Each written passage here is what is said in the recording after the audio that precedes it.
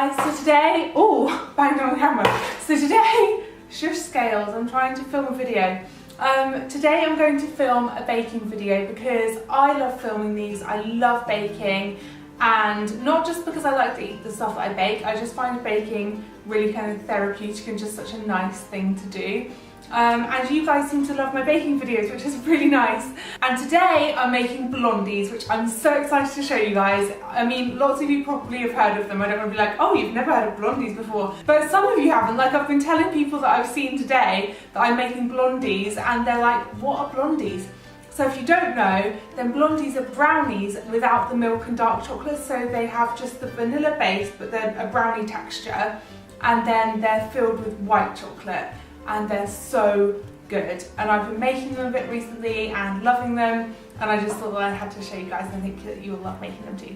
Oh, and by the way, if I look a bit funny sat at my table, like, here I am in my kitchen, welcome, it's because I tried standing and I was way too tall. Not actually, I'm not tall. The table was too short, so I was like bending down because this table isn't very high, so I'm sat on a little stool here.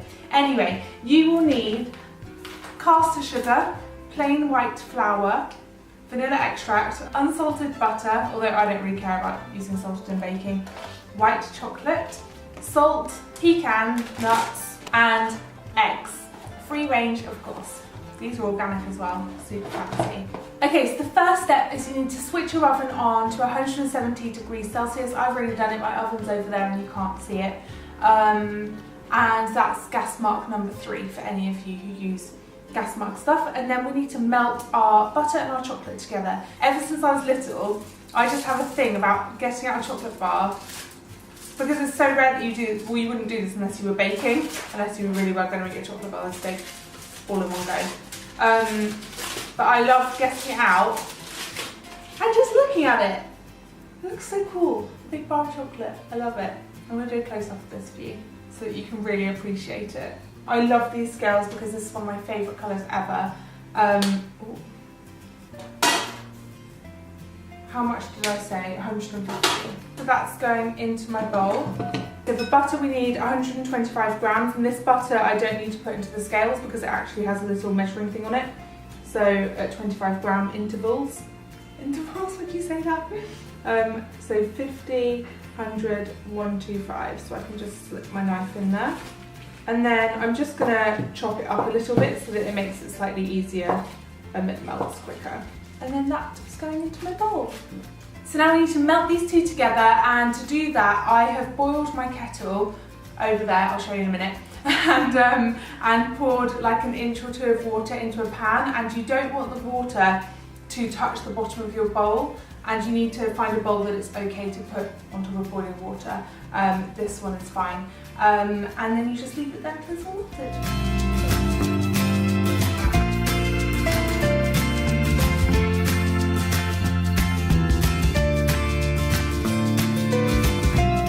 So now this is all melted and smooth and lovely, I'm going to put in 150 grams of caster sugar. So I just need to measure this out. Ooh. I thought about doing one of those really fancy cooking videos where everything is all measured out in little bowls and totally ready to go. But then I thought it would be over so quickly, so it literally be like chuck the ingredients in and go. And if you want to bake along with the video, I thought this, I don't know. You guys tell me if you think I should have already weighed out my ingredients. Right, so 150. I'm just going to pop that straight in. You want to get that in as soon as possible after your chocolate butter mixture has come off the heat, because you kind of want the sugar to kind of melt in with it, I guess. So I'm just stirring that in. Now we're putting in quite a lot of vanilla extract. You can put less in if you want to, but because these are mainly vanilla flavoured, usually you put like a little capful in, and we're actually putting in 1.5 teaspoons. So these will have quite a strong vanilla-y flavour, but I think it's really nice. Oh, that was a bit too much. Get back in there. There we go. And I'm also going to put in 2 eggs at this point. Ooh! Eggs getting away with me there. I feel like I'm being really clumsy in this baking video. And then just stir and get these in. And if the mixture is looking quite bizarre and separating or going a bit weird, it doesn't matter at this point. Just keep on stirring. So you want to stir quite vigorously, because otherwise your eggs might scramble. A little pinch of salt, and then 200 grams of flour. I'm just going to pour this flour in and then stir that in as well, trying not to get it everywhere. And the last thing I'm going to put in is 100 grams of pecan nuts, which I'm going to chop. I think these are really, really nice in Blondies. I don't actually like nuts in Brownies because I just don't think it needs it, but I do think it's really lovely in Blondies. So yeah, it's up to you if you want to put nuts in. Some of you might be allergic to nuts or just not like them. So I'm just going to pour out all of my nuts and then chop them up. You can just chop them in half, or you can chop them into like tiny little bits if you want to. I really shouldn't look up at you guys when I'm chopping. Don't try that at home. I did almost just chop the end of my finger off. I've just had another idea. If you don't like nuts in your Blondies or Brownies, then it might be quite nice. Even though Blondies are supposed to be all white chocolate, they're actually really yummy with milk chocolate chips in. So just adds like another chocolatey flavour. Okay, going in with my nuts. These smell so good. This is really satisfying to stir in. And that is our completed Blondie mixture. I've already got my tin ready. Here's what I did earlier. And it's just like a normal square baking tin. And I put in some greaseproof paper because then you don't have to worry about it sticking to the bottom, because even if it's non-stick, it often does stick. So yeah. And then I'm just going to pour this in.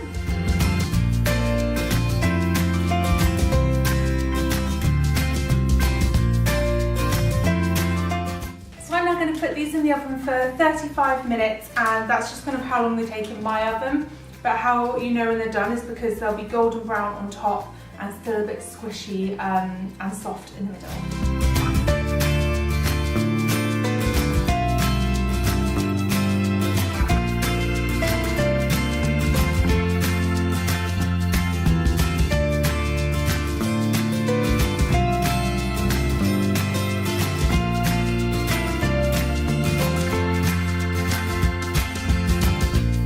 Oh my goodness guys, this has come out so well, and this is after exactly 35 minutes in the oven, and then I've left it to cool for 10 minutes. So I left it in the tin for 10 minutes, and then I just pulled it out like this out of the tin, and that's what's great about greaseproof paper, is you can just pull it straight out.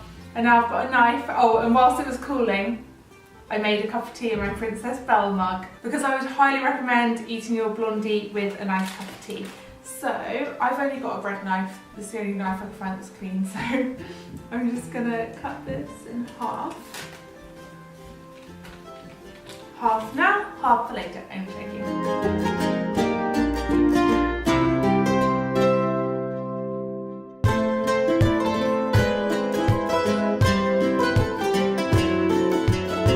So now it's time for the moment of truth for me to try my Blondie. Tell you guys how good it is. Oh my god, bellissimo. I really hope you guys enjoyed this video and that you have loads of fun at making the Blondies. If you make them, I really want to see your photos, so please, I know you guys always tweet me photos anyway, but in case you weren't going to tweet me a photo, please do, and use the hashtag #BakingWithTanya, because sometimes when I feel like looking at yummy stuff, I just go on that hashtag and look at it, although I have to say, all the time on my Twitter mentions, you guys make me hungry by things that you've made that I've baked on videos, so yeah. But thank you so much for watching, and I will see you guys in my next video. Or give it a thumbs up if you liked it. Bye!